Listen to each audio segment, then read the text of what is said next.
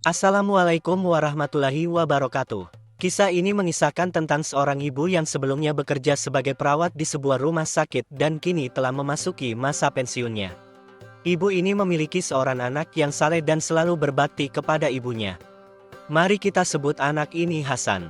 Hasan adalah sosok yang saleh dan selalu menghormati ibunya. Tidak jarang ibunya mendoakan kesuksesan Hasan dalam mencari penghasilan yang layak. Akhirnya, atas kerja keras Hasan dan doa ibunya, Hasan berhasil meraih kekayaan. Suatu hari, Hasan berkeinginan untuk membawa ibunya pergi haji. Dia menyiapkan segala kebutuhan mereka mulai dari akomodasi dan segala hal yang diperlukan untuk mereka melaksanakan ibadah haji. Singkat cerita, pada suatu hari di musim haji, Hasan dan ibunya berangkat ke Mekah. Saat mereka sedang melakukan tawaf, Hasan berkata pada ibunya, "Ibu, lihatlah Ka'bah itu, sungguh indah, bukan?" Ibunya hanya diam, tidak menjawab. Hasan melihat ibunya sering mengusap kedua matanya, wajahnya terlihat menyipit, berusaha untuk melihat Ka'bah yang ada di depan mereka. Hasan berpikir mungkin ibunya tidak dapat melihat Ka'bah dengan jelas karena mereka berdua agak jauh dari Ka'bah. Maka, Hasan membawa ibunya sedikit masuk ke dalam kerumunan orang yang sedang melakukan tawaf, agar ibunya bisa melihat dengan jelas keindahan Ka'bah. Setelah mereka berdua berada di jarak yang lebih dekat, Hasan kembali berkata pada ibunya, "Lihatlah, Bu, betapa indahnya Ka'bah ini." Namun, ibunya tetap diam, bahkan terus mengusap kedua matanya. Meskipun sebelumnya tidak ada masalah kesehatan pada mata ibunya. Mungkin karena usia yang sudah lanjut, penglihatan ibunya sudah agak buram. Namun, ternyata ibunya sama sekali tidak bisa melihat Ka'bah. Padahal, selama ini penglihatannya baik-baik saja. Tetapi yang terlihat di hadapannya adalah kegelapan. Ibunya terus mengusap matanya, tetapi hanya kegelapan yang terlihat, dan Ka'bah tetap tidak dapat dilihatnya. Anehnya, begitu mereka menjauh dari Masjidil Haram, mata ibunya kembali normal seketika. Namun, begitu kembali masuk ke dalam Masjidil Haram, kedua matanya kembali gelap tidak dapat melihat.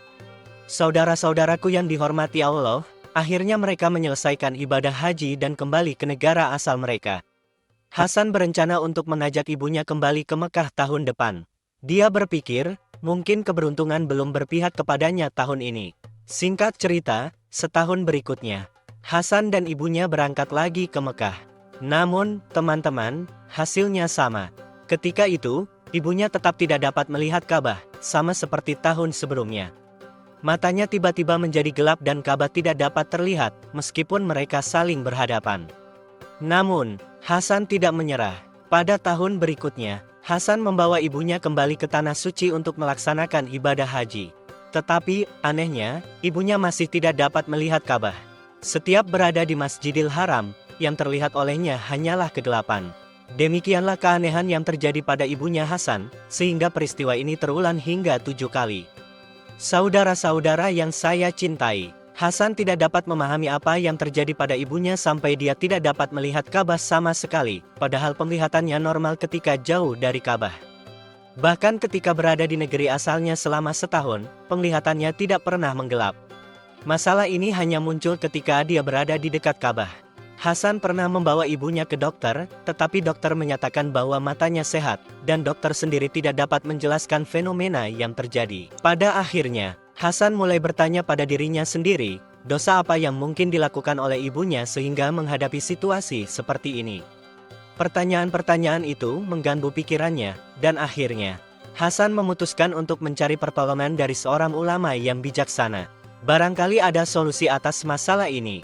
Saudara-saudara yang dihormati di sisi Allah, singkat cerita, ada seorang ulama terkemuka yang terkenal karena kebijaksanaan dan pengetahuannya. Ulama tersebut tinggal di Abu Dhabi. Tanpa menunggu lama, Hasan memutuskan untuk pergi sendirian ke Abu Dhabi guna bertemu dengan ulama terkenal itu. Ketika Hasan akhirnya bertemu dengan ulama tersebut, ia menceritakan masalah yang sedang dihadapi oleh ibunya.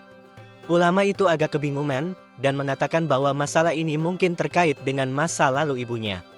Kemudian, ulama itu menyarankan agar ibunya Hasan meneleponnya ketika sudah kembali ke negaranya. Setelah kembali ke tanah airnya, Hasan meminta ibunya untuk menghubungi ulama tersebut. Keesokan harinya, ibunya menelepon ulama tersebut dan menceritakan semua yang dialaminya selama 7 kali pergi ke Mekah tanpa bisa melihat Ka'bah. Ulama itu menasihati Ibu Hasan untuk merenungkan masa lalunya, mencari kejadian-kejadian yang mungkin menjadi akar masalah ketidakmampuannya melihat Ka'bah. Kemudian, ulama itu meminta Ibu Hasan untuk jujur dan terbuka tentang peristiwa masa lalu. Anda harus berbicara jujur kepada saya, karena ini bukanlah masalah sepele, kata ulama tersebut. Ibu Hasan terdiam sejenak, kemudian meminta waktu untuk mengenang kembali masa lalunya. Setelah 2 minggu, Ibu Hasan menelepon ulama itu kembali. "Wahai Syekh, ketika saya masih muda, saya bekerja sebagai perawat di sebuah rumah sakit," katanya. Sang ulama memberikan pujian atas profesinya sebagai perawat, menyebutnya sebagai pekerjaan yang terpuji di mata Allah. Ibu Hasan kemudian dengan jujur melanjutkan, "Namun, Syekh, saya terjerumus dalam keserakahan untuk mengumpulkan sebanyak mungkin uang, tanpa memperhatikan apakah cara yang saya lakukan itu halal atau haram." Terkejut mendengar pengakuan tersebut, sang ulama bertanya, "Apakah Anda melakukan segala cara untuk mendapatkan uang dalam jumlah besar?" Ibu Hasan mengungkapkan bahwa saat bekerja sebagai perawat, ia terlibat dalam pertukaran bayi di rumah sakit, memenuhi permintaan orang tua yang menginginkan jenis kelamin tertentu dengan imbalan uang. Sang alim tercengang mendengar hal itu, sambil menegaskan pentingnya memelihara garis keturunan dalam Islam. Ibu Hasan menegaskan bahwa itu adalah satu-satunya yang ia lakukan. "Itulah yang saya lakukan," ungkapnya. Sang ulama dengan tegas menegur tindakan tersebut sebagai dosa besar yang telah merusak banyak keluarga. Selanjutnya, Ibu Hasan menceritakan bahwa ia juga pernah terlibat dengan praktik sihir, memasukkan barang-barang sihir ke dalam mulut jenazah yang ia mandikan, dengan tujuan menguburkan sihir tersebut bersama-sama dengan jenazah. Sang alim sangat terkejut dan mengutuk perbuatan tersebut sebagai sesuatu yang sangat tidak patut. Kemudian, Ibu Hasan menceritakan pengalamannya ketika mencoba memasukkan barang sihir ke dalam mulut seorang wanita alim yang terkenal, namun barang-barang tersebut selalu terpental. Dengan bingung dan sedikit marah, sang ulama menegaskan bahwa tindakan tersebut sangat tidak bermoral. Setelah beberapa saat, sang ulama mengakhiri percakapan dengan rasa tidak percaya akan tindakan yang diungkapkan oleh Ibu Hasan. Beberapa waktu kemudian, sang alim menghubungi Ibu Hasan lagi, menasihatinya untuk bertaubat dengan sungguh-sungguh kepada Allah, karena hanya Dia yang dapat mengampuni dosa-dosanya. Saudara-saudara yang dicintai di sisi Allah, setelah 7 hari, sang ulama tidak mendengar kabar lebih lanjut dari Ibu Hasan. Akhirnya, karena rasa penasaran, sang ulama menelepon Hasan untuk menanyakan kabar ibunya. Dia berharap akan ada perkembangan dan kabar baik dari Ibu Hasan. Ketika Hasan dihubungi, dia mengabarkan, "Ibu saya telah meninggal dunia. Beliau meninggal 2 hari setelah saya menelepon Anda, wahai Syekh." Sang alim ulama terkejut mendengarnya, lalu bertanya, "Bagaimana ibumu meninggal?" Hasan pun menceritakan, "Wahai, setelah ibu menelepon Anda, 2 hari kemudian, ibu saya jatuh sakit dan akhirnya meninggal." Yang mencenangkan adalah saat pemakaman. Ketika para pekerja sudah menggali dan menyiapkan liang kubur untuk jenazah ibu saya, tiba-tiba tanahnya rapat kembali, menutupi liang kubur, dan menjadi keras sehingga tidak bisa lagi digali atau ditembus. Para pekerja kemudian mencari lokasi lain untuk menggali, namun ketika jenazah hendak dimasukkan ke liang kubur, tanah kembali menutup dengan sendirinya, meskipun biasanya tanah bekas galian itu tidak begitu padat. Kejadian ini berulang kali terjadi, menimbulkan ketakutan di antara para pelayat. Akhirnya, para pekerja kubur menyerah dan lelah karena mereka tidak bisa menyelesaikan pekerjaan mereka hingga hampir menjelang maghrib. Tidak ada lubang yang berhasil digali, mereka akhirnya menyerah dan pulang. Jenazah Ibu Hasan dibiarkan tergeletak di atas tanah. Hasan merasa sangat sedih, dia hanya bersama jenazah ibunya di pemakaman. Dia bingung karena merasa tidak mungkin membawa pulang jenazah ibunya.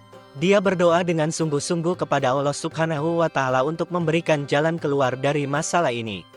Sahabat-sahabat Hasan yang menangis menelepon. Kemudian, Hasan melanjutkan ceritanya kepada sang alim ulama. "Saat saya kehabisan akal, tiba-tiba datang seorang laki-laki menghampiriku. Dia mengenakan jubah hitam dan wajahnya tidak terlihat. Dia berkata, 'Pulanglah, biarkan saya mengurus jenazah ibumu. Jangan berbalik sampai kamu sampai di rumahmu.' Teman-teman Hasan pergi, tapi Hasan penasaran. Setelah melewati gerbang pemakaman, dia memalingkan wajahnya ke belakang dan terkejut melihat jenazah ibunya dikelilingi oleh api. Hasan ketakutan dan berlari meninggalkan tempat itu. Dia menceritakan kepada sang alim ulama bahwa wajahnya terluka akibat terkena api. San alim ulama menyarankan kepada Hasan untuk lebih mendekatkan diri kepada Allah Subhanahu wa Ta'ala dengan sungguh-sungguh dan selalu mendoakan ibunya agar diampuni dosanya. Hasan mengikuti saran San alim ulama, dan secara bertahap, keadaan wajahnya mulai membaik. Meskipun kisah ini penuh misteri, namun terdapat pelajaran yang dapat diambil darinya. Semoga keluarga kita selalu dilindungi oleh Allah Subhanahu wa Ta'ala dari segala ancaman di masa mendatang. Wallahu alam bisawab, jika dirasa video ini bermanfaat maka alangkah baiknya untuk di-share ke teman-teman yang lain, sehingga kita juga dapat pahala jariah. Demikian pembahasan kali ini, semoga bisa bermanfaat untuk kita semua, amin ya rabbal alamin. Jika kamu memiliki pendapat terkait pembahasan kali ini, tulis pendapat kamu di kolom komentar di bawah ya. Terima kasih telah menonton video ini. Jika kamu menyukai konten ini, jangan lupa untuk like, share, dan subscribe ya. Terima kasih dan sampai jumpa dalam video berikutnya.